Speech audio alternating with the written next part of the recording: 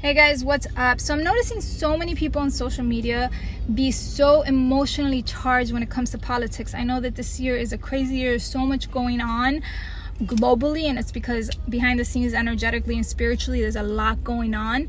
But I'm just seeing so much divisiveness, judgment, and separation, even amongst people who consider themselves conscious.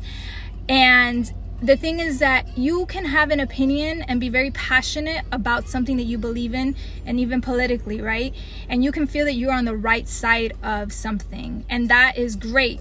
But the moment that you become part of the problem is at the moment that your belief, that you're so attached to your belief that you can't have a civilized conversation with somebody who has opposing views in you, that you can't actually listen.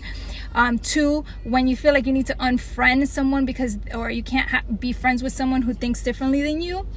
I'm seeing a lot of that happening, like as I'm observing social media.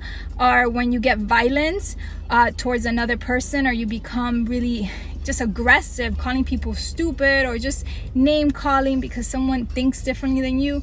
Like, that is part of the problem. This is all the shit that we're purging out. And so when you're buying into that narrative, when you are playing that game, you are also part of the problem. And it's just pointing at you that there's more healing and there's more work that you need to do, because you can have an opinion and you can believe what you want to believe, but not have to defend it or become vile towards another human being because they can't see what you can see. You know, believe what you believe, but don't create more separation, because what supposedly everybody's fighting for behind the scenes is that we are trying to move more towards unity, towards more of a holistic experience for the well-being of humanity. And whatever way you think that we're going to accomplish that, that's neither here nor there, but it's how we go about it. That is really what is telling, because this is really all about us as human beings needing to evolve, needing to heal ourselves, because we are the problem. You can think that it's the government, that it's this party, that it's that party, but no, baby, it's you and me. It's the whole collective. It's humanity. Our issues, our wounds, our aggressiveness, our emotional volatility, our attachment to our beliefs, our judgments, our biases. That is the real problem here. You can blame it on whatever you want, but we are the problem. And if we don't start being part of the solution by moving towards more of compassion, more of just integrity, being able to have a conversation with someone who thinks differently than you.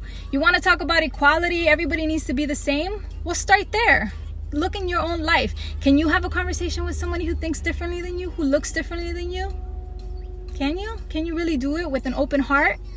Without divisiveness, without reactivity, with truly an open heart?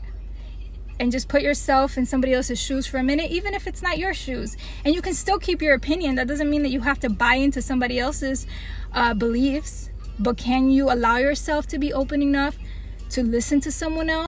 And so guys, the point I'm trying to make is that I know that so many of you have great intentions for what you believe. And I know that at the end of the day, even your enemy, who you consider your enemy, everybody's really fighting for the same thing. Behind the scenes, we are all wanting the same thing. It's just that the way that we go about it is completely different.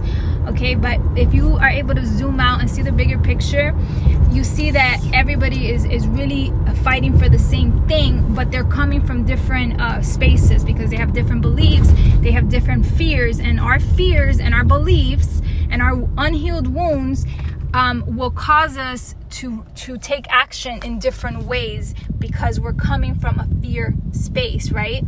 And so one of the things that we need to stop doing is stop thinking that the solution is out there, that the government is going to come and save us. Because as long as we continue to not take responsibility for ourselves individually and to understand our own psychology and heal with our own triggers, our own wounds, releasing our victim mentality, as long as we don't do that, nothing is ever going to change, because everything that we are seeing out in the world stage is a projection and a manifestation of our collective wounds.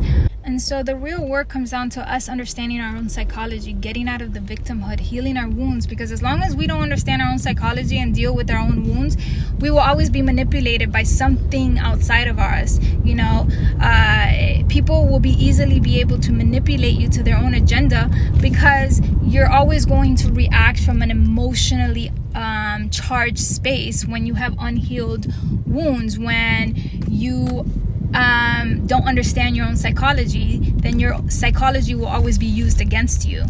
And that is the work that we have to do, and we need to stop projecting our mother and father wounds onto the government and onto the world, and thinking that again, someone's going to come save us, when this is all happening because everything starts from within on an individual and collective level.